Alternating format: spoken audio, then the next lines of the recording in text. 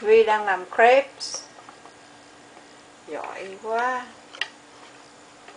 Vi đang mix crepes.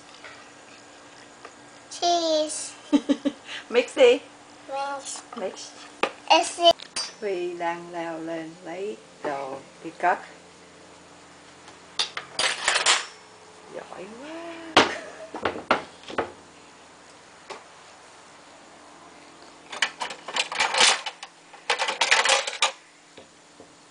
Big one. Cái đó cái gì vậy? Fork.